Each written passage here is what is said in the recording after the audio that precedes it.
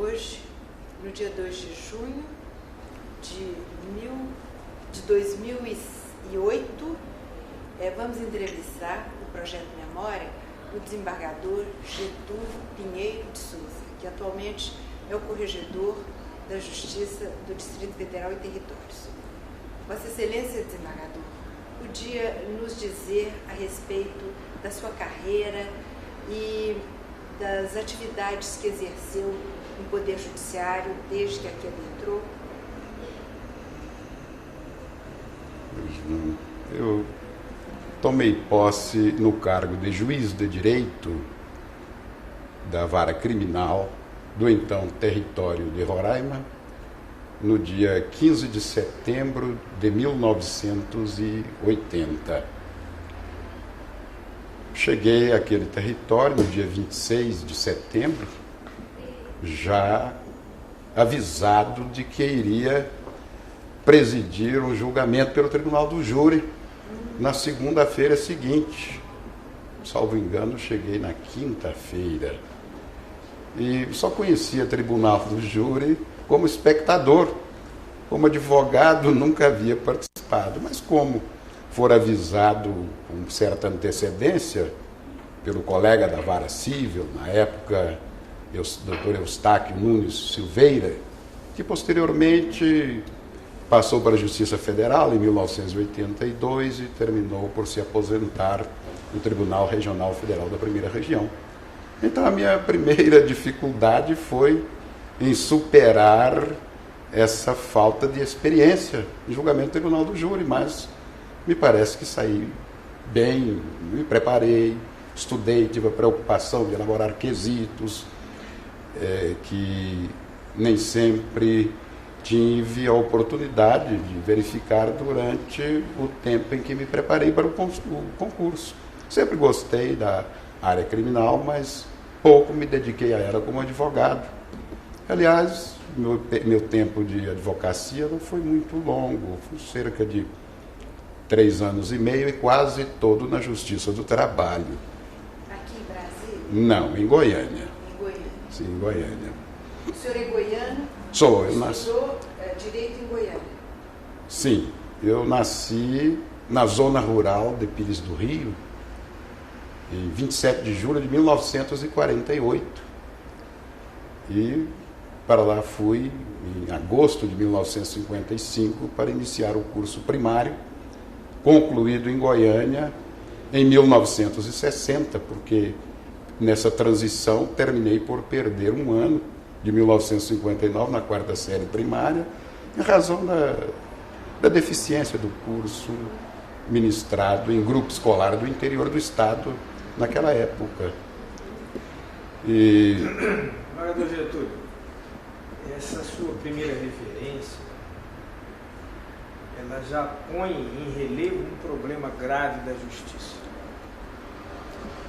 Os nossos juízes enfrentam um concurso difícil, mas depois que tomam posse, são lançados para as varas, para despachar, para presidir o Tribunal do Júri, muitas vezes sem experiência e sem prática nenhuma. Então isso põe em relevo a necessidade de um curso de iniciação à magistratura, que o tribunal já está fazendo, mas de uma maneira ainda muito, digamos assim, o tribunal está engatinhando nessa área. Eu penso que a gente que enfrentou essa dificuldade, quando não havia nada, você tomava posse, no dia seguinte estava na vara, é quem pode dar um testemunho da necessidade de um curso onde se aprenda a despachar, onde se aprenda a dirigir uma sessão do Tribunal do Júri, porque isso, com certeza, virá em nome de uma justiça mais séria e mais bem compreendida pela sociedade. Eu acho que nós devemos cerrar fileiras em favor desse curso de iniciação, aí algo assim em torno de uns 6 meses, para o juiz, paralelamente ao que ele vai despachando, ele ia aprender a fazer o serviço. E essa experiência vivida por Vossa Excelência, e também por nós, certamente deve ficar inscrita para que se saiba como é que foram as nossas dificuldades. Desembargador, esse júri a que o senhor se refere, ele foi em Rio Branco? Não, em Boa Vista, capital do território de Roraima. Ah, de Roraima. Exatamente. Rio Branco é o rio que... O Rio Branco é o rio que corta quase todo hoje estado de Roraima e, aliás, banha a cidade de Boa Vista. O senhor esteve sempre em Boa Vista, não? Sempre. E, durante certo período, respondia também pela comarca de Caracaraí, distante, se não me falha a memória, 130 ou 150 quilômetros de Boa Vista. Então, quando assumi, o território possuía uma circunscrição apenas instalada e criada a de Caracaraí, que havia sido extinta em 1967. Posteriormente, em 1981, foi instalada essa circunscrição com a visita do nosso corregedor, o desembargador Valdir Meure, e a designação de um juiz temporário. Na época estava em Porto Velho, foi transferido para Roraima, o Dr. Paulo Martins de Deus. E então, nas ausências do Dr. Paulo por férias ou doença, eu era designado para responder também por Caracaraí, acumulando com a vara criminal de Boa Vista, que acumulava também tribunal do júri, menores, execuções criminais. E foi um período muito bom da minha vida. Como o eminente desembargador Hermenegildo disse ainda há pouco, da necessidade de que os juízes tenham um curso de iniciação na magistratura, logo que empossados. Eu senti essa dificuldade, e não me envergonho de dizer que, quando às vezes respondia pela vara cível, o nosso colega Dr. Eustáquio, às vezes, entrava de férias ou licença médica, ele tinha pequenos problemas de saúde, eu acumulava a vara cível e tinha dificuldade de despachar, às vezes, processos simples, mas por falta de prática, de vivência. Então aquilo me tomava um tempo precioso para estudar, para ver como ia despachar. E os outros juízes da época, quais eram os seus contemporâneos Lá, não, éramos apenas dois juízes. Só dois juízes. E interessante que nós também tínhamos a competência para julgar os feitos da Justiça Federal. Os juízes dos territórios também tinham, inclusive, reclamação trabalhista, eu julguei quando estava na substituição do juiz da vara civil. A vara criminal, então, os crimes mais comuns eram de descaminho, peculato. Então, interessante é que, às vezes, nós tínhamos recursos das nossas decisões para o, então, Tribunal Federal de Recursos, para o Tribunal Regional do Trabalho da 8ª Região e o Tribunal de Justiça do Distrito Federal. E, em matéria eleitoral, estávamos jurisdicionados ao Tribunal Regional Eleitoral do Estado do Amazonas. Bem interessante. Desembargador, quantos anos o senhor ficou no território? Eu cheguei no dia 26 de setembro de 1980 e retornei, salvo engano, dia 12 de janeiro de 1984. Mas a nossa remoção, como eu disse, eu tomei posse no cargo de juiz de direito, por isso ainda há pouco comentava que nunca fui juiz substituto, não tive essa honra. Talvez tivesse sido melhor começar por juiz de direito para ter uma visão mais ampla. Então, minha visão ficou muito restrita à área criminal. E, publicado o decreto do dia 19 de dezembro de 1983, eu ainda estava em Boa Vista, então pedi ao amigo, aquele colega, Dr. Paulo Martins de Deus, que tomasse posse, mandei uma procuração. Então, o Dr. Paulo que assinou o termo de posse, inclusive foi fotografado, e recebi a fotografia como se fosse eu. Eu fui removido, então, para a vara criminal de Planaltina. Ah, sim.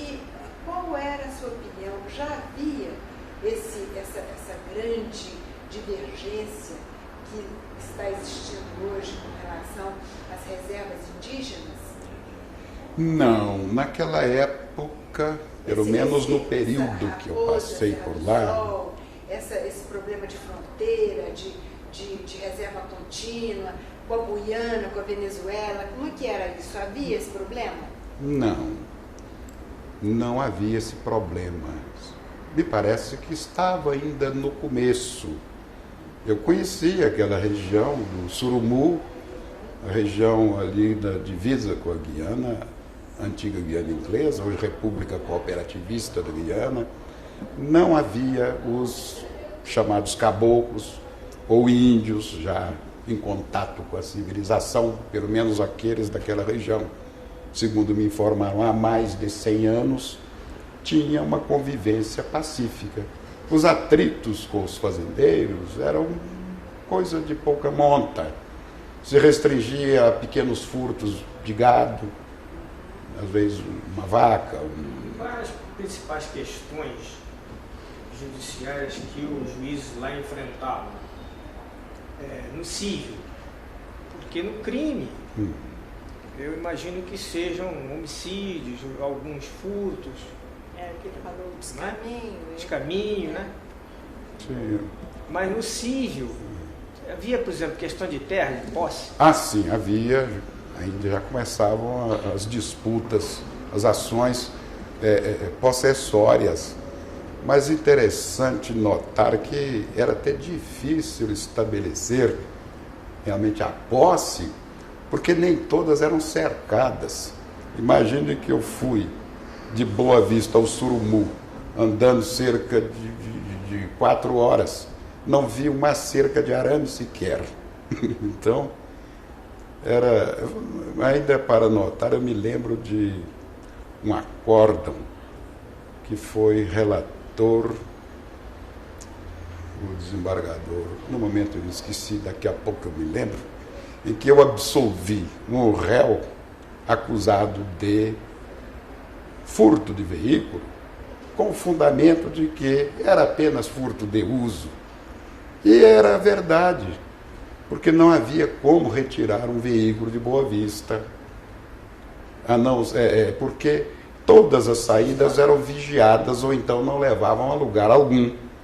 Porque eu vi uma estrada que levava a Bonfim, na fronteira com a Guiana. Do outro lado há uma cidade pequena, uma vila chamada Letem. E dali para frente não havia estrada. Para o norte, chegava-se ao BV8, onde havia Polícia Federal, Polícia Militar, enfim, não havia como passar sem uma revista. E para o sul, eram mais de 800 quilômetros na mata, estrada de chão, e que teria de passar também por várias cancelas. Não havia o ferro velho. As ações possessórias, é claro. Eu me recordo de quando eu fui a território, aliás, com o então corregedor, o pagador Valdir Meu, e lá chegando um cidadão, a gente contava, né, que do avião a gente via aquela mata, uma mata fechada, cobrindo toda a área, e a impressão que se tinha era de que aquilo ali não tinha dono. Mas quando chegamos lá embaixo, nós verificamos que tinha dono em mais de um. Tinha mais de um dono, viu? Era por andar. Muita questão possessória. Eu só não recordo de questões nenhuma dessa área de indígena. Acho que naquela época não tinha. Não tinha. Mas há um fato que eu gostaria de registrar, e que sempre causa admiração quando relato, é que nesses 3 anos e 3 meses, como titular de vara criminal em Boa Vista, nunca recebi um inquérito sequer por roubo. Havia furtos, homicídios pelo interior. Pequenas violências? Não. Subtração de coisa alheia móvel mediante violência ou grave ameaça, nunca encontrei. Nada. Mas hoje, naquela época, o território estava com 84 mil habitantes. Também não tinha muito problema de tráfico de droga? Não, raramente. Pequenas porções de maconha. Cocaína nunca se viu. Desembargador, essa estrada Venezuela e vai até Manaus, ela já havia essa estrada ou foi construída depois? Já. A de Boa Vista ao BV8, que era... BV8 é o marco Brasil-Venezuela, que na fronteira, não era pavimentada. Em torno de 200 quilômetros. Hoje já está. A de Manaus só havia asfalto até Mucajaí. Perto de Boa Vista, talvez, eu não me lembro se 50 quilômetros mais ou menos, ou um pouco mais. O restante era estrada não pavimentada. Aliás, eu estive em Boa Vista em 1976 e a estrada havia terminado de construir naquela época. Estava concluindo a abertura, exatamente. Mas a cidade toda era pavimentada, a cidade tinha boas condições de vida. A cidade é muito bonitinha. A senhora conheceu? É conhecido, Corregedora, o Rio Branco muito bonito, areias muito bonitas. Né? Desembargador, e quando o senhor chegou aqui e foi, assumiu a vara criminal de Planalto, como é que foi?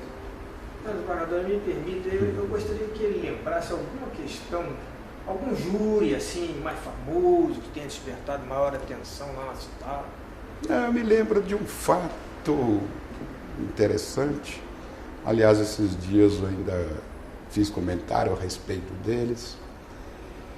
Eu estava em meu gabinete certo dia quando fui procurado pelo Dom Aldo Monjano, era o bispo de Roraima. Aliás, lá não é bispado, é prelazia, mas não era o prelado, mas chama de bispo, para me relatar o ocorrido, porque haviam comunicado a ele que tinham ouvido pelo rádio o chamado a certos índios que estavam no interior.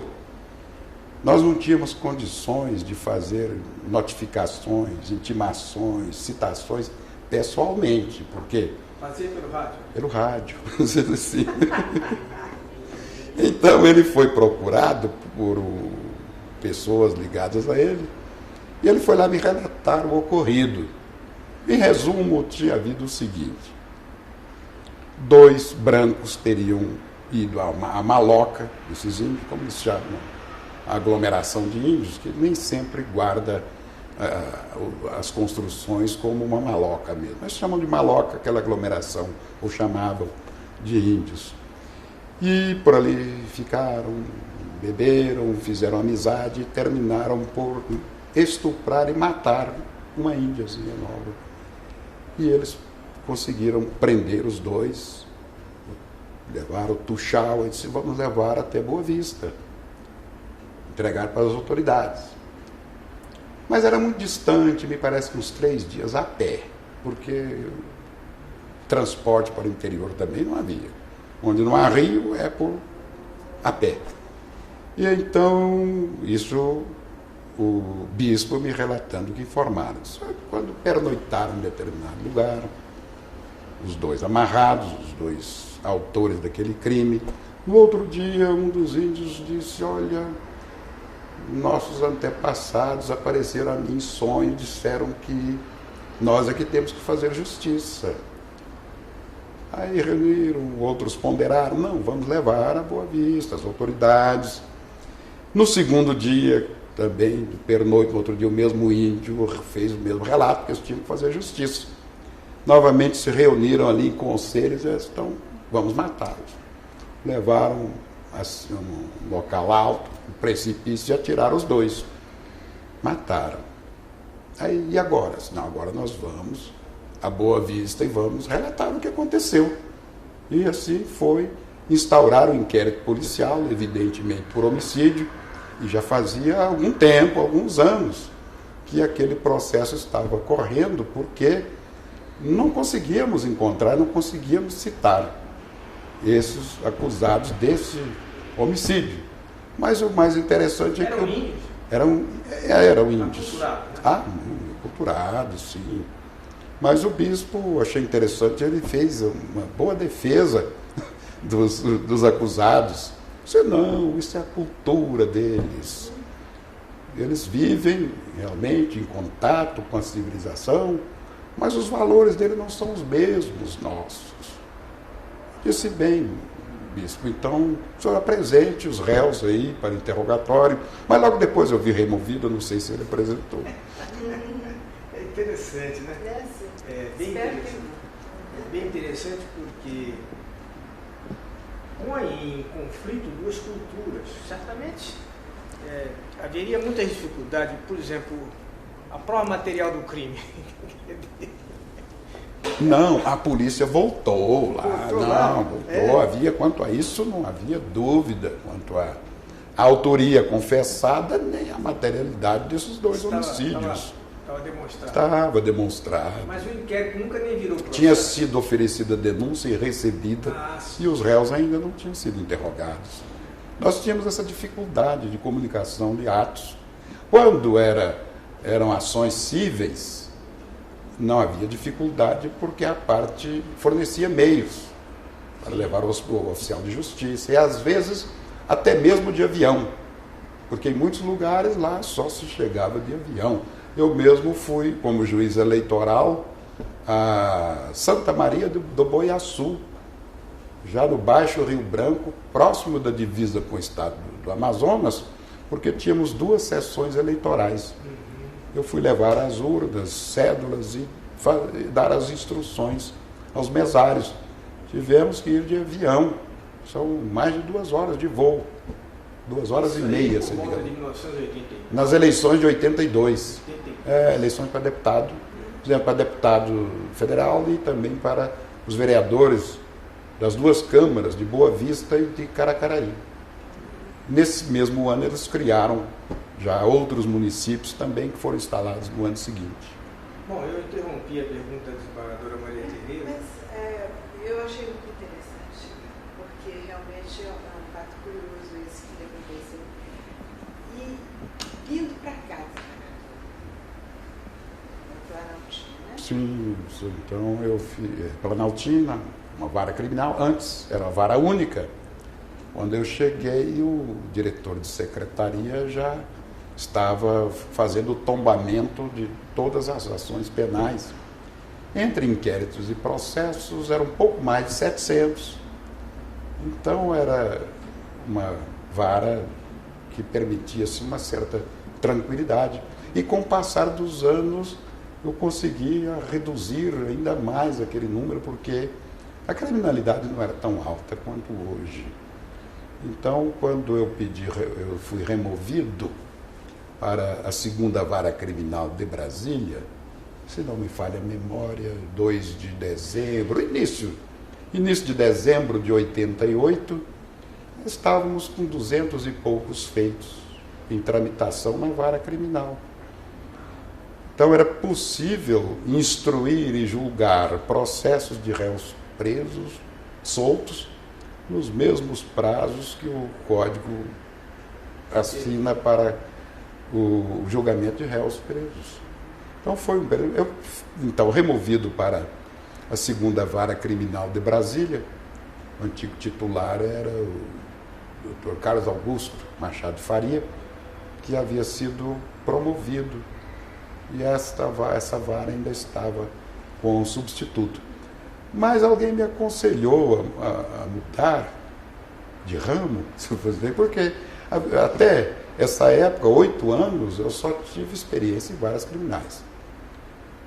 Então eu permutei com o desembargador Joazil, na época juiz da 6ª Vara de Família, e lá permaneci de maio de 89 até junho de 91, quando então eu retornei ao crime, ao Tribunal do Júri de Brasília. Gostou da sua experiência em vara de família? Olha, em 2 anos eu fiquei satisfeito com a experiência, tanto que não quis voltar. É uma vara interessante, é preciso que tenha muita paciência para ouvir as partes, principalmente, e também o movimento naquela época não era tão grande como hoje.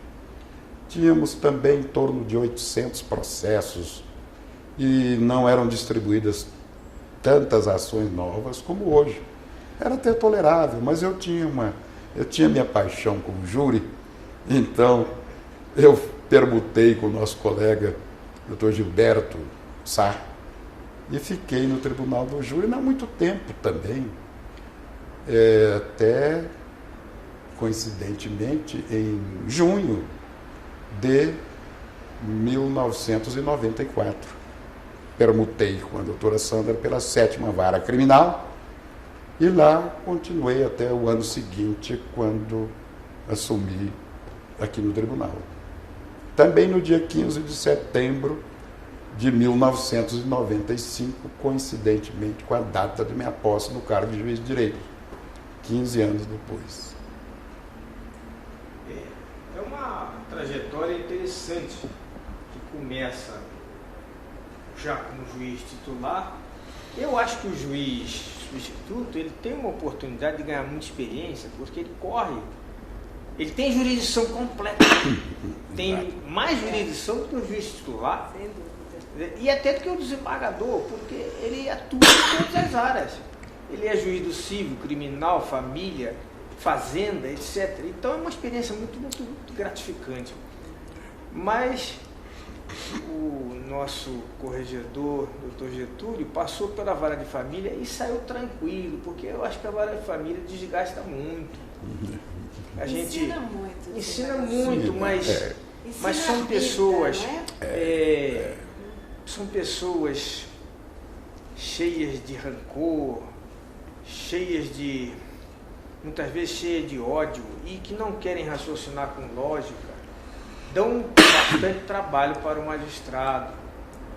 Uma vez eu tive uma passagem em vara de família e uma vez eu falei na audiência o seguinte: olha, eu já passei aqui 1 hora tentando fazer apuro com os senhores, não consegui. Agora eu vou ditar a sentença. Mas os senhores devem estar imaginando que eu tenho aqui uma cartola que eu vou tirar uma solução aqui que nunca ninguém pensou. Mas não é isso não. A solução que eu vou tirar aqui, vocês já pensaram nela, só que não tem coragem de tomar uma decisão, então eu vou ditar a sentença. Dá-se um pouco de aborrecimento, porque a gente percebe que eles não querem acordo, não querem nada que venha do outro, não é? Por causa de um certo rancor. Eu acho que é uma jurisdição interessante, sim, muito interessante. Mas então voltou para o crime. Voltei para o crime. E aqui no tribunal foi para a turma criminal? Infelizmente não. Naquela época as turmas criminais eram muito disputadas. Hoje não. Hoje é o inverso. Então eu só consegui ir para uma turma criminal em março de 1997. Então passei 2 anos. mais de um ano na 4ª turma civil. E na primeira turma criminal permaneci até o dia 22 de abril deste ano, quando tomei posse aqui no cargo de corregedor, que infelizmente temos de nos afastar da turma.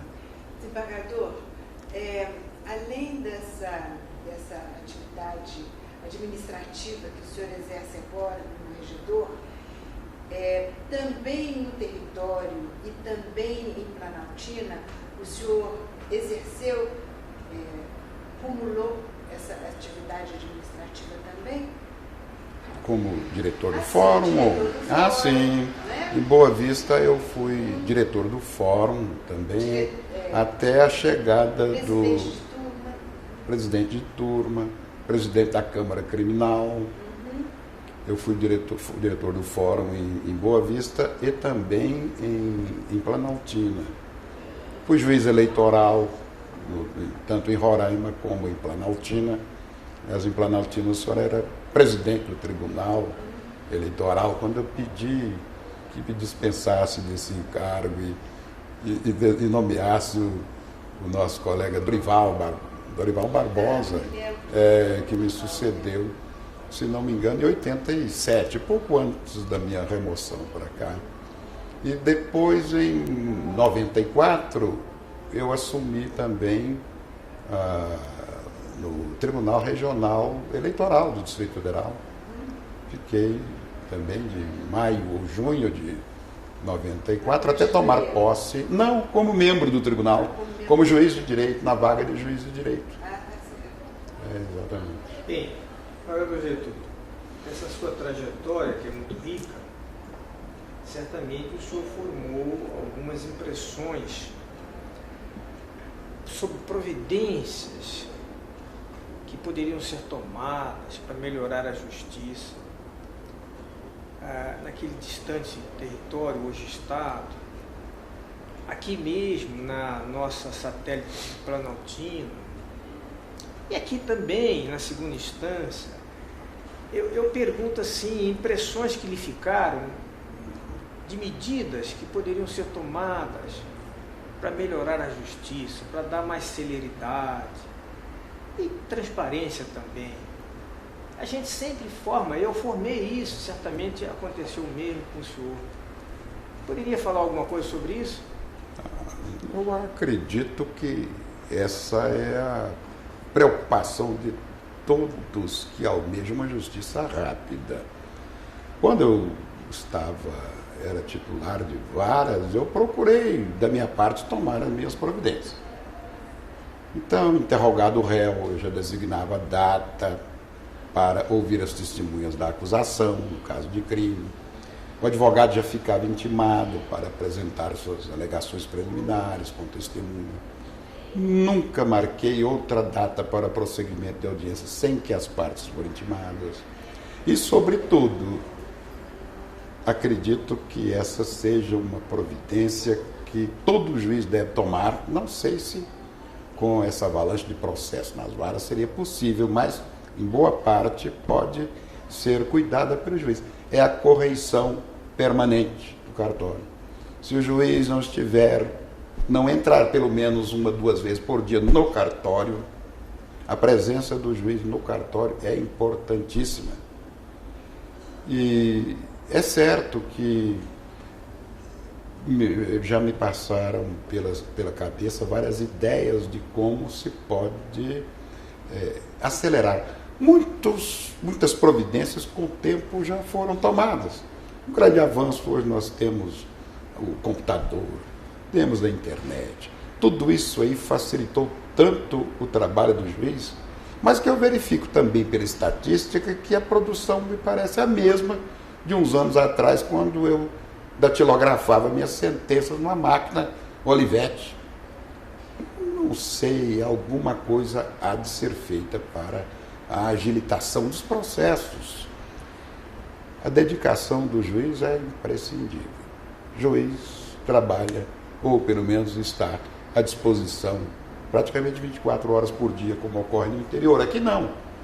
Aqui nós podemos dividir muito bem o dia, o repouso, lazer, etc. Mas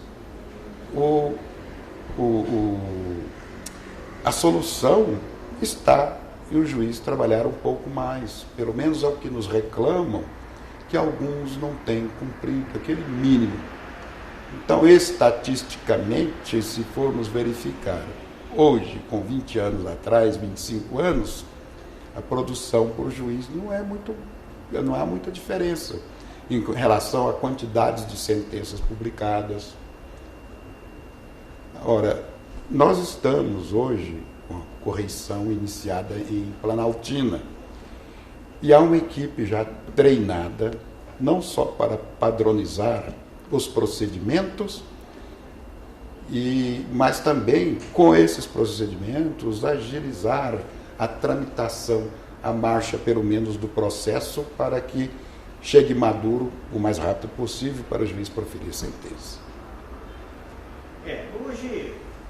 Hoje existe o Conselho Nacional de Justiça e, segundo uma reportagem que eu li não faz muito tempo, o corregedor, que é o vice-presidente do Conselho, reclama da atuação de alguns juízes que, segundo ele, seriam PQQ. PQQ porque só trabalhariam terça, quarta e quinta. É mesmo? Existe isso ainda? São palavras do corregedor. Principalmente os juízes de comarcas do interior, né, que ficam na capital, numa cidade maior, volta sexta, fica sexta, sábado, domingo, segunda e segunda, né? Aí vai para a sua comarca, terça, quarta e quinta. Então, seria isso. Mas nós aqui não temos os juízes TQQ, porque estão todos aqui muito próximos. Mas justiça seja feita também, juízes mais morosos constituem exceção. Uma grande maioria dos juízes aqui são operosos. Posso criticar porque eu tenho ainda comigo muitos processos com certo excesso de prazo. Isso é natural, porque natural em quem talvez não tenha essa mesma capacidade de trabalho de outros colegas.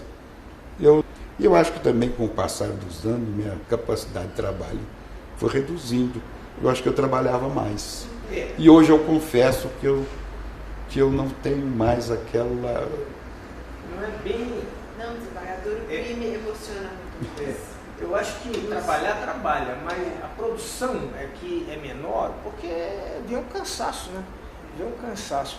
Mas o importante é que a maioria dos juízes trabalha muito. Trabalha de manhã em casa, trabalha de tarde no fórum, trabalha em finais de semana e às vezes até nas férias. E é um trabalho que ninguém vê, ninguém reconhece.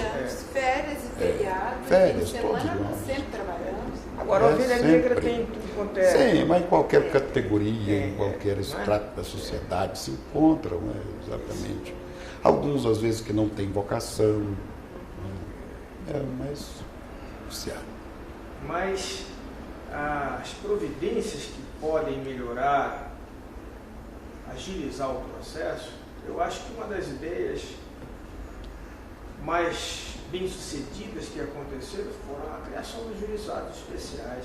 Na sua época, não chegou a passar por nenhum, né? Pois é, mas há um problema em certos estados aí com os juizados especiais que estão designando audiências para o próximo ano. Isso é péssimo. Nós temos alguns juizados aqui com excesso de distribuição que estão designando audiências para novembro. Então a demanda foi muito grande e os tribunais não conseguiram atender. Sim, um grande avanço, mas os tribunais não têm conseguido alcançar, dar vazão à instalação de varas suficientes. É ótima ideia. Boa, mas alguns erros são cometidos. Por exemplo, o juizado adota-se o princípio da oralidade. De preferência, que a decisão seja ditada em audiência. As questões são de pequeno porte. Mas há uma novidade que está sendo aplicada no núcleo bandeirante, nos juizados, que é a digitalização. Vamos acabar de todo o processo. E se adapta perfeitamente aos juizados especiais. Vai ser um grande avanço, em primeiro lugar, que acabam com o grande problema do arquivo. Nós temos um arquivo central aí abarrotado. E esse aí, o futuro, vai ser a digitalização completa de todo o processo. Esse é o futuro. Essa experiência, eu tive notícia dela, é um processo virtual inteiro. Não vai ter papel. Até os documentos são digitalizados. Tudo vai ser digitalizado. Só entra para fazer a reclamação, leva o documento, digitaliza, devolve o documento para a parte. Isso com certeza vai agilizar muito. Muito. E não há perda também de segurança, não? Não. Tem-se como recuperar esse material. Mas há provas que precisa se examinar o papel. Um original, aí, se houver alguma dúvida, porque o próprio funcionário recebe, examina. Sim, nesse caso, a parte, me parece que recomenda a parte que na audiência leve o original, para que, se houver dúvida, a outra parte também confira. Exatamente. Porque a montagem de documentos hoje ficou muito facilitada. Eu confesso que eu também fico assim, meio um pouco resistente quanto a essa mudança. É tão bom examinar os autos, papel. Eu só quero fazer essa observação. Eu acho que tudo que for feito para acelerar a entrega da prestação nacional... Mas sem prejuízo da segurança. Não, sem prejuízo. Sim. Mas ninguém vai julgar, nenhum juiz vai julgar sem se sentir inteiramente dono do fato que ele vai examinar, né? Então eu penso que esses progressos da informática deverão sim ser usados. E não é só isso, a gente tem feito aqui muita coisa também. Aqui nós temos esse sistema PUSH, que é o que permite ao advogado do escritório dele acompanhar o andamento do processo inteiro. Basta ele se cadastrar aqui no tribunal. Esse processo virtual que já está em andamento, o advogado pode peticionar em qualquer parte do mundo que ele estiver. Não só acompanha, mas ele pode peticionar ali nos próprios. Acompanha. Bom, isso eu acho utilíssimo. Utilíssimo. Hoje o que não é possível é aceitar que continue a gente a trabalhar aqui de manhã, de tarde, de noite e ser chamado de lento, de moroso e até de ineficiente. Porque essa crítica... Ele fica injuriado. Essa crítica eu não aceito. E ela está na mídia. A mídia é insistente nesse ponto. Mas ele às vezes com razão, porque tem demorado muito, mas não é por culpa nossa. Totalmente nossa não é a culpa. A maior culpa não é nossa. Veja bem que o Congresso levou 4 anos para aprovar um projeto de lei nosso e chegamos a essa situação de ficar sem funcionários suficientes, pelo menos, nas varas. Não é possível. E agora como é que vai explicar para o jurisdicionado que o processo dele está atrasado, muito atrasado, porque não tinha funcionário para executar as determinações do juiz? Ele não quer saber. O Estado é que, então, forneça dessas condições de funcionário para isso. No fundo, tem razão. Agora, não tem razão quando dizem que nós, os juízes, não trabalhamos. Ou então que trabalhamos muito pouco. Não é verdade. É verdade, é verdade. Eu tenho uma verdadeira obsessão por encontrar ideias que possam agilizar a nossa atuação. E se elas não puderem ser da nossa competência, a gente vai propor alguma coisa lá no Congresso. Porque o jurisdicionado, ele diz o seguinte: é melhor um acordo ruim do que uma boa demanda. Mas por que ele fala isso? Muito antigo. Antigo, né? É muito, muito antigo. Por que ele fala isso? Ele fala isso porque a boa demanda vai demorar tanto que ele talvez não consiga ver a decisão final. E o acordo, embora não seja muito bom, ele acontece naquela hora. Então é tudo em cima dessa ideia de tempo gasto para decisão, de tempo gasto para atos cartorários. É nessa parte que nós temos que centrar os nossos recursos materiais e imateriais. E os esforços também no campo da legislação têm sido um pouco tímidos. Tive notícia de alguns remendos no Código de Processo Penal, que é a área da minha predileção. Eu acho que não vai resolver tanto assim. Remendo tem, mas projeto de envergadura... Mas olha, eu acho que o grande problema aí não é bem falta de legislação. Às vezes vem a legislação, mas o difícil é mudar a mentalidade. Isso nós vimos na Lei 9.099, que instituiu os juizados especiais. Foi um avanço, mas na hora de mudar a mentalidade é muito difícil. Só dão sentença que faz conclusão. A conclusão leva 3 meses, 6 meses. Não era para isso, era para dar sentença na hora. Mas é o que eu disse, falta mudar a mentalidade. Então eles fazem a reforma, inventam um meio. Sim. Desembargador, e depois da corregedoria, o que o senhor pretende fazer? Eu tenho dito que não sei se vou cumprir a promessa. E, encerrado o meu mandato aqui em 2010, eu me aposente. Pode ser que eu mude de ideia até lá, não sei. Mas hoje, meu propósito é esse. Mas, de qualquer forma, o senhor me faça uma outra promessa, nos faça, que terminado seu período na corregedoria, o senhor nos dê uma complementação dessa entrevista com os trabalhos que o senhor desenvolveu aqui. Com todo prazer.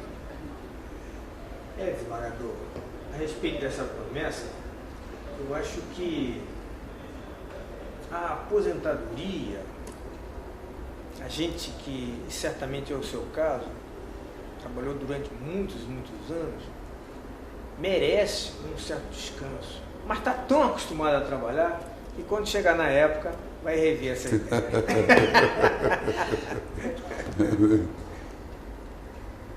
Então, quer fazer mais alguma consideração final? Isso, final.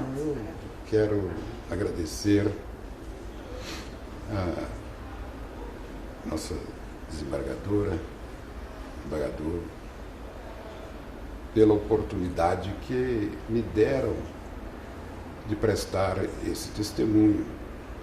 Desembargadora Maria Tereza, não se lembra, mas eu a conheci no dia da minha posse, era recém-empossada também no cargo de desembargadora, né? No Tributo Desembargadora Hermenegildo, vim a conhecer depois da minha remoção para cá.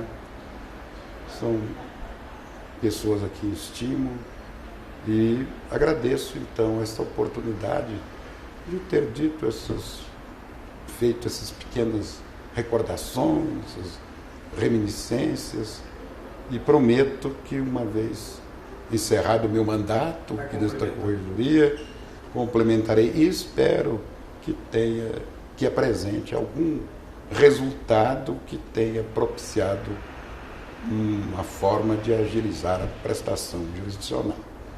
Muito obrigado, desembargador Maria Tereza, desembargador Hermenegildo, muito obrigado. Muito obrigada.